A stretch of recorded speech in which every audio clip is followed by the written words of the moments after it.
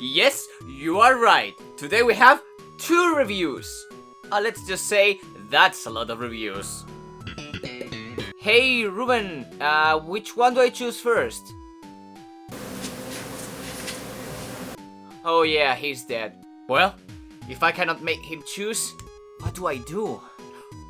I know, my D&D's dice set. Okay, let's choose one thing.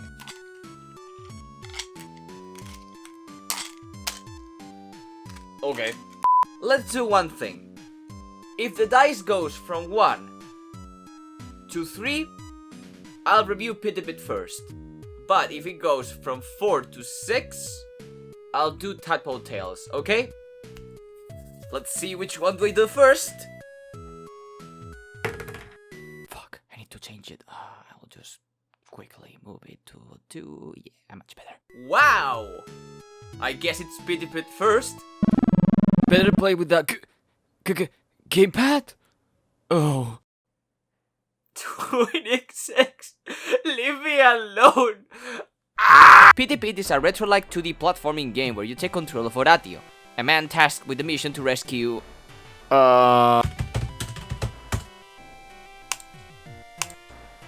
Well, we are now on the store page. Let's see what the game says about itself. 2D platforming action, procedural caves, digging, collect ores, craft tools, pickaxes and shovels. Craft tools and pickaxes and shovels aren't the same thing. Okay, random power-ups, bombs, more bombs. Now, this is the good shit. One thing is having bombs, another is having more bombs. I mean... Basically, the entire game wraps around a ratio, going deeper and deeper while getting materials, crafting better tools, and collecting bombs just to be able to save his wife, Gwendolina. Forgot to mention that Pit and Tadpole's developer is also the same one as Project Starship X. So, if you haven't seen my review of Project Starship X, you'll have a link right here or right here. Let's start with the menu.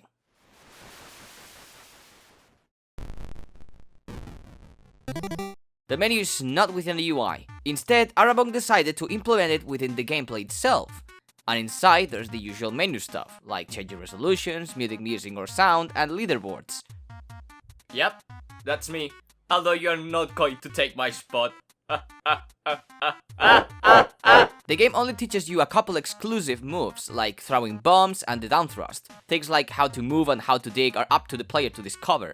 And since there's blocks underneath them, they have to learn the controls if they want to start the game. And that is...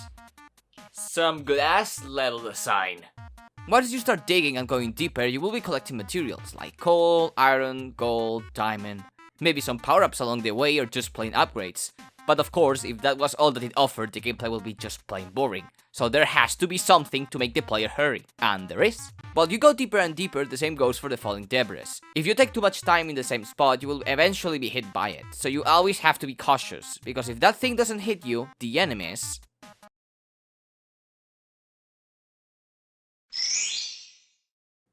What the fuck? And while you watch yourself, you might find some upgrades or power-ups, because this game has roguelike elements. Yep, you are right. This is the 3rd game where there's roguelike elements included. Woo! But there's one part of this roguelike RNG thing that I find a bit unfair. You can totally get a free upgrade in the first 10 seconds of playtime, which in single player really doesn't matter, unless you go for leaderboards, which is always turned on and cannot be changed. So instead of the leaderboards being 90% skill, 10% luck, it's more like 50% luck, 50% skill. And I don't like that. What I really care is how much game there is. There is a total of 5 stages and a whopping 1 boss.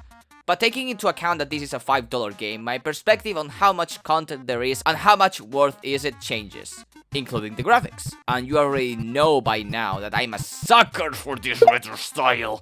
I do not know if it follows the color limitations of the NES though. It sure looks like an NES game to me. Everything looks really good and I do not have a single bad thing to say. The same goes for the tools you can use. You can use either pickaxes, which does more damage to enemies, except the copper one, which is the one you start with, but only mines one block at a time, and shovels, which is the exact opposite to the pickaxe. It does less damage and mines 2 blocks at a time. And how do you get those two? With the blacksmith, of course. You can make from copper to diamond tools for both pickaxes and shovels, so you can always change your digging ability in each stage.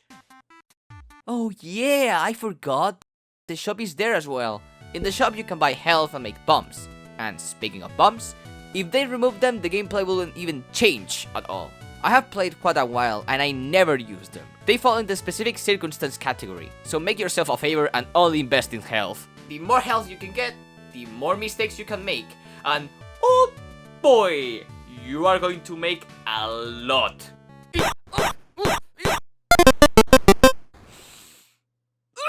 And the final thing to mention is the boss. Depending on what you do inside the boss fight, you can trigger one of 2 endings. So in simple terms, if you're looking for a cheap, replayable, retro, and dig dug-like game, you could buy this game, and you will have a lot of fun with it. And since this is a really short game and Tadpole Tales comes next, I will just say the score right now, which is a 10 out of 10. It's just solid. And the little things I have is just some nitpicks that it just doesn't change anything about the score, you know? Now on to the next review, Tadpole Tales.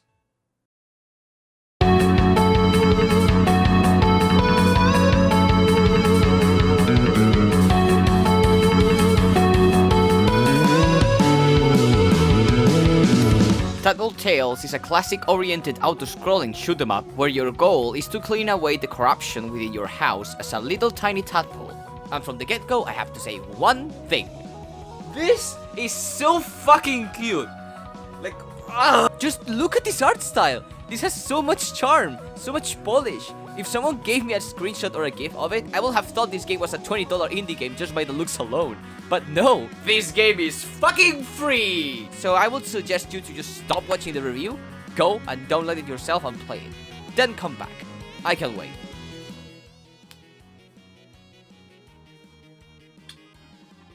Oh, you are still watching this? Or one, you didn't care about the game and you're still watching the review, or you just played the game and came back. I'm a YouTube video, so I don't know which one you did. Anyways, let's continue. Clean them up. Even that is fucking cute. The art style of this game is the best part of the entire package, because what lies within its gameplay is just a really generic shoot 'em up. There's absolutely nothing new and exciting going in, and I don't think it's a bad thing. It's a free game after all. Although be warned, this is a one coin / one shot type of game, and by that I mean that you have a single chance. Once you are defeated, you'll have to start over again.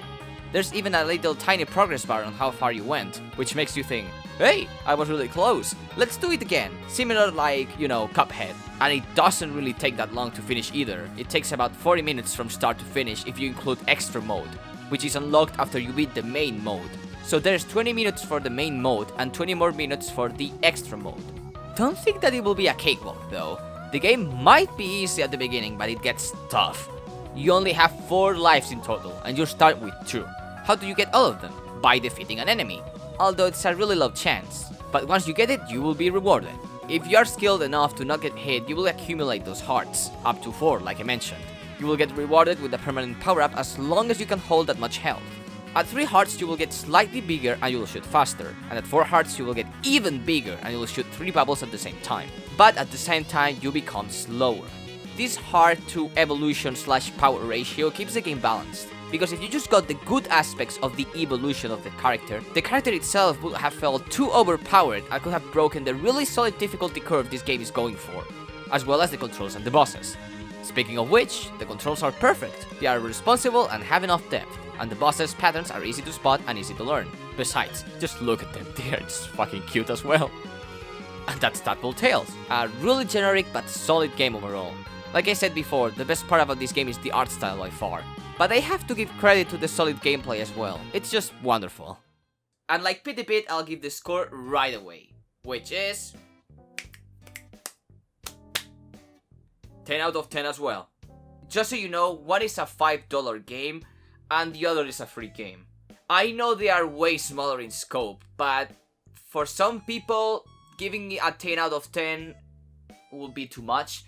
But I really don't want to take half of the score of a game just because it's smaller in scope or it's a free game. If there's a product out there, I will just analyze it and see it and give it the score.